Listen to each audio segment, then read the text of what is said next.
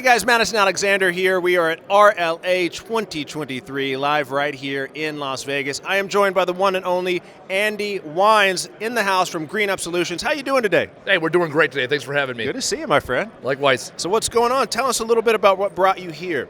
Well, so I'm in the waste industry. I do junk removal. I have a podcast, and I'm consistently talking about on the front end of things, right? We take things out of people's houses and businesses, and then what happens? We have a warehouse in our facility in Butler, Wisconsin, and we have vendors and resources to keep things out of the landfill. And so I came to this conference in particular to figure out who else do I need to connect with and understand what happens downstream, and how far downstream can I get products to keep it on that landfill. That's ultimately what brought me here today. So you knew this was the place, this was the hub, you're going to get that info that you needed. How has the journey for some of that knowledge been so far? It's been excellent. I sit in some of these seminars or even talking to people in booths. What they're speaking like common language is new ideas to me.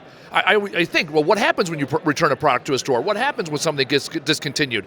Those are questions I've had in the past, and you can Google things and do a little research, but it's not like sitting here and understanding these are the people that make this happen, and now it's the opportunity to, how do I connect with them, and how do I keep the products that come into my warehouse, in my sphere of influence, how do I get them to them so that we can achieve this goal of keeping things out of the landfill? So did you have pain points that you were trying to solve, or were you just trying to come up with a better plan overall? Oh no, absolute pain points. Our goal is to recycle or recover as much material as possible. We have about an 80% recovery rate now, but in order to get more recovery rate, I need more vendors and more resources, and I need a better depth of knowledge of where things go so I can start connecting the dots. Our goal is always to achieve more, and really with our business, reduce cost. We know that when we can reuse, repurpose, recycle items, that'll end up positively impacting our bottom line. I like that. It's mutual benefit going both directions. Yeah, the challenge with a lot of environmental initiatives is that they're cost prohibitive or there needs to be subsidies. So the goal is, no, we need education, we need better processes, and we need people to implement those processes. Once we put those parts and pieces together, then we can make this a cash flow positive industry, which it already is. And so how do we bring the junk removal industry incorporate into the reverse logistics industry? That's really my goal here. So what brought you to RLA in general? Like, obviously this is kind of the solution for you to come here and see that.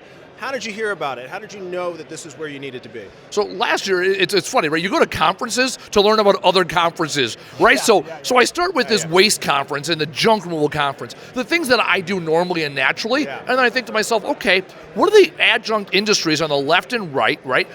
How do I get more product in, and how do I source more product? So I Googled it, I looked it up, and I found out about the RLA, not just the conference, but the overall association.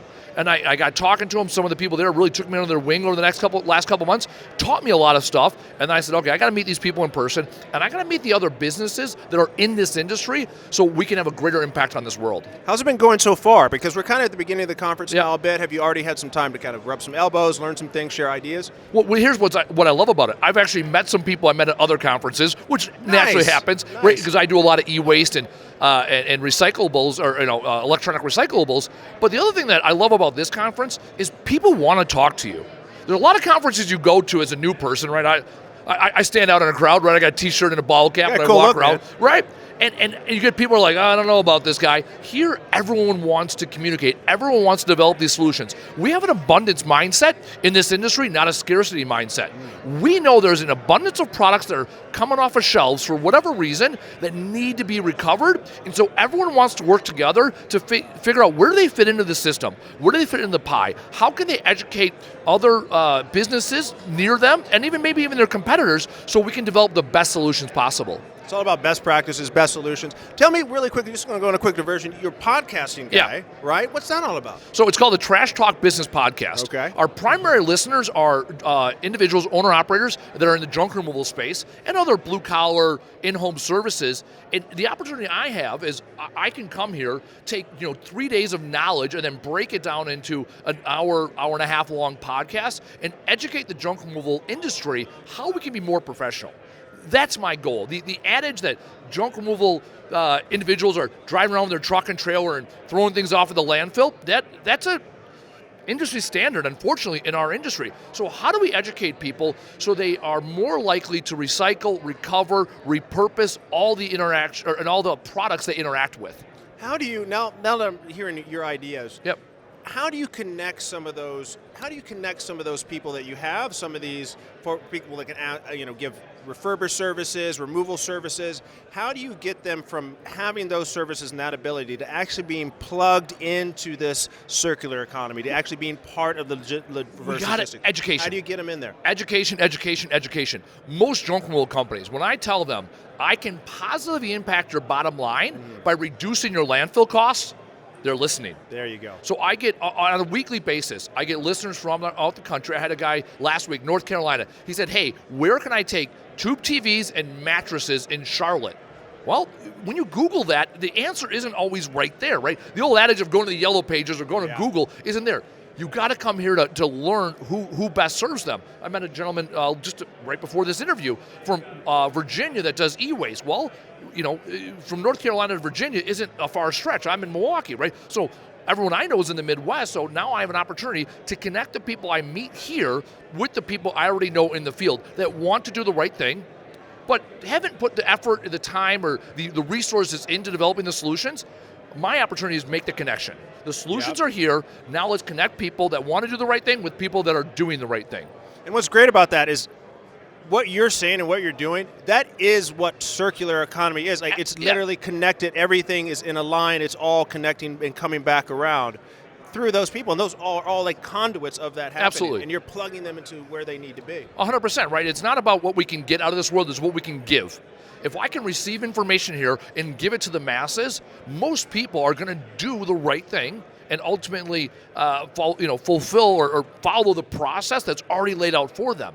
It's a lack of awareness. That's the problem we're solving. Well, you seem like a perfect spokesperson because you're full of passion for this. First of all, you're not faking it. I can tell you're authentically very passionate about this. Let me ask you a little bit about this. When we're actually dealing with refreshing items, refurbishing items, how do you make a determination about? I know it's all different depending on the products, industry, but kind of what are some of your best practices about that? How do you know if something's going to be profitable or not? If it's something for you to take or not? There's a gentleman, Jesse Cole. He owns the Savannah Bananas, which is a baseball team. Savannah Bananas. Look him up. It's a baseball team that's really an entertainment company. But this is what he says in his book, and he says this speaking.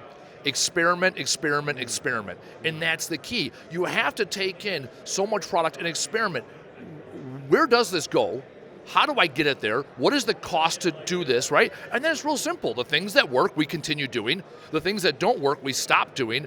And then we have to start doing things that we've never done before. So we take this idea of experimentation, roll in, start, stop, continue methodology of change, and that's how we develop the best practices. If we don't start doing something new, we'll never change the world. Andrew, you're all about your best practices and your people. I love Absolutely. that. How do you plug the people into the process, and how do you make it smooth and make it all work? Let me ask you this: what's coming up for next year? What do you think? Well, or even the rest of this year? I was saying we're in February, right? Yeah. We're living in this year. What I see is more and more people. The economy is right. We don't know where it's going to fall this year, right? But the goal here is let's reduce operational expenses by partnering with companies like this that are going to maximize the value out of everything we interact with. In the junk removal space, when we think about things as if it's MSW, municipal solid waste, if it's trash, we have that mindset, we're going to continue to take it to the landfill. We have to have the mindset that we are the frontline recyclers, and it's our obligation to keep this material out of the landfill and increase our profit by reducing our expense. So regardless of what happens in the economy, regardless of how you run your business, now is the time to fortify your walls, build in the best practices, and move forward with a green mindset. Green mindset, keep an eye on OpEx, right? Yep. Connect the people. Absolutely. Get the best practices, stay positive. What more can we tell you guys? You heard it here first. Absolutely. People, process, planet. When we adhere to those 3 Ps, we will run successful businesses in this industry. People, process, planning. You heard it here, my friends. It's Andrew Weins. Thank you so much, man. Green Up Solutions, thank you for your time. I appreciate Cheers. it. You got Thank it. You, sir. You got it.